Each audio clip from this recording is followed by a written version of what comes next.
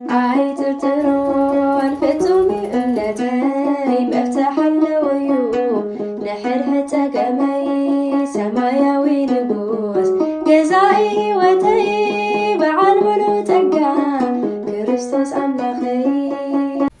በስመ አብ ወወልድ ወመንፈስ ቅዱስ አሐዱ አምላክ አሜን። በስመ ሥላሴ አሜን። በድንግል ማርያም ተማጽነና እንዘምርና ሓይርና እንዘምር። ካብ ፍቕሪ ክርስቶስ ዝፈልየና መን እዩ? ካብ ፍቕሪ እግዚአብሔር ዝፈልየና መን እዩ? ጭንቀት ዶ ጸበባ ወይስ ስደት እዩ? ሞት እኳ እንተኾነ ኣይፈልየናን እዩ። ካብ ፍቕሪ ክርስቶስ ዝፈልየና መን እዩ?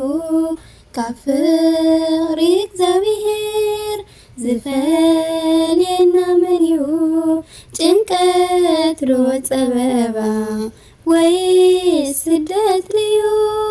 ሞት እኳ እንተኾነ ኣይፈልየናን እዩ።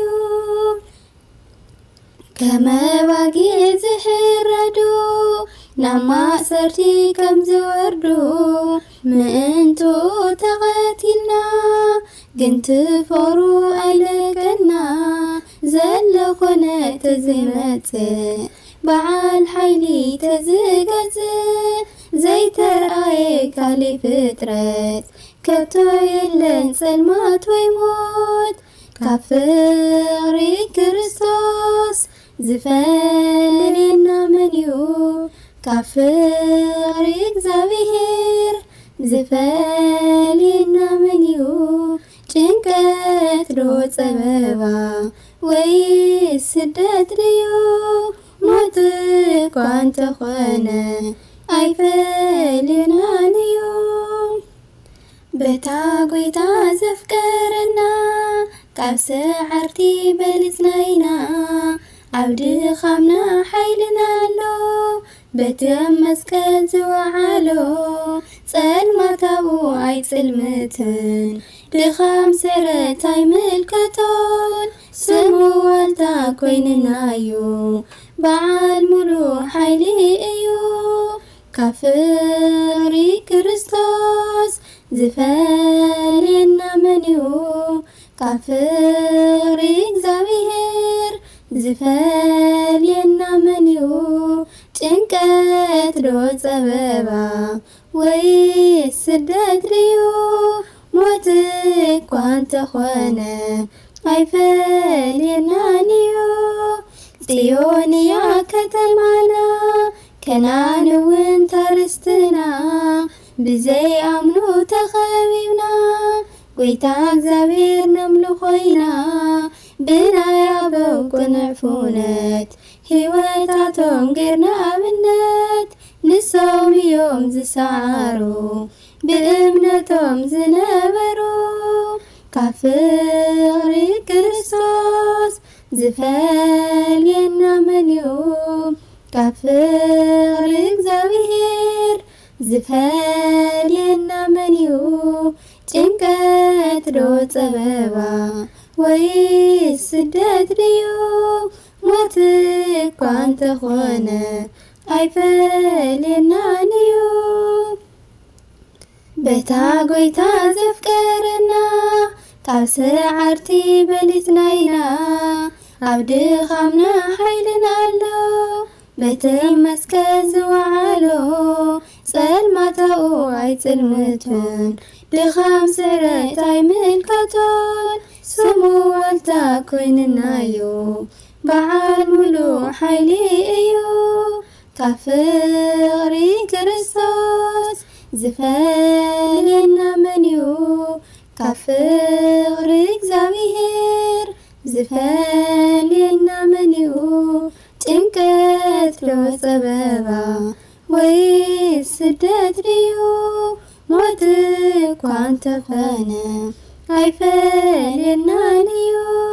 ካብ ፍቕሪ ክርስቶስ ዝፈልየና መን እዩ? ካብ ፍቕሪ ዝፈልየና መንዩ ጭንቀት ዶ ፀበባ ወይስ ስደት ድዩ ሞት እኳ እንተኾነ ኣይፈልየናን እዩ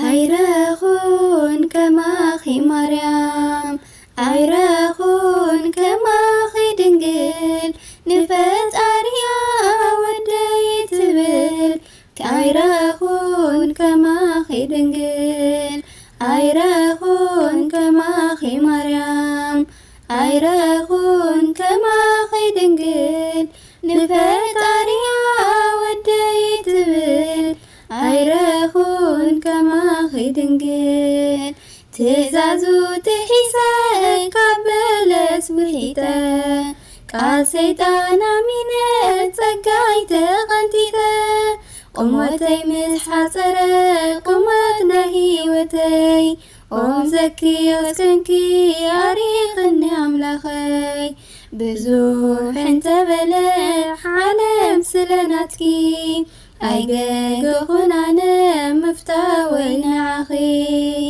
ኣይረኹን ከማኺ ማርያም ኣይረኹን ከማኺ ድንግል ንፈጣሪያ ወደይ ትብል ኣይረኹን ከማኺ ድንግል 40 መዓልቲ ምስ ጎይታ ኣሕሊፍዎ እስራኤል ንሙሴ ተጎልበብ ኢልዎ ኣብ ከርሳ ሓደረት 9 ወርሕ ገጽን በይትናማ ክንደይ ኮን ይበርህ ብዙሕ እንተበለ ዓለም ስለናትኪ ኣይገገኹን ኣነ ምፍታወይ ንዓኺ ኣይረኹን ከማኺ ማርያም ኣይረኹን ከማኺ ድንግል ንፈጣሪኣ ወደይ ትብል ኣይረኹን ከማኺ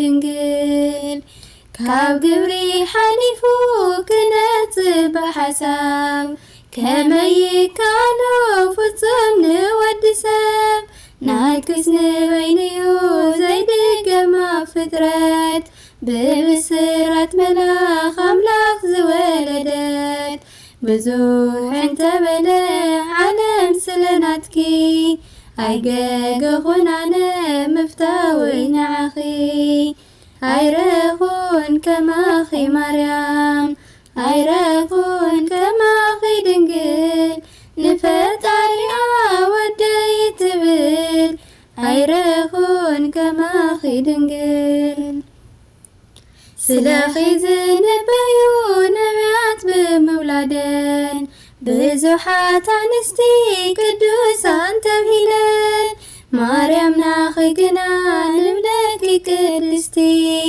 ወሊድክና እዩ ናይ ህይወት ሕብስቲ ብዙሕ እንተበለ ዓለም ስለናትኪ ኣይገገኹን ኣነ ምፍታወይ ንዓኺ ኣይረኹን ከማኺ ማርያም ኣይረኹን ከማኺ ድንግል ንፈጣሪኣ ወደይ ትብል ኣይረኹን ከማኺ ድንግል ኣይረኹን ከማኺ ማርያም ኣይረኹን ከማኺ ድንግል ንፈጣሪኣ ወደይ ትብል ኣይረኹን ከማኺ ድንግል አሚን አሚን። ስለ መዝሙሩ ናይ መዝሙሩ ባለቤት እግዚአብሔር አምላክ ዝኸበረ ዝተመስገነ ይኹን።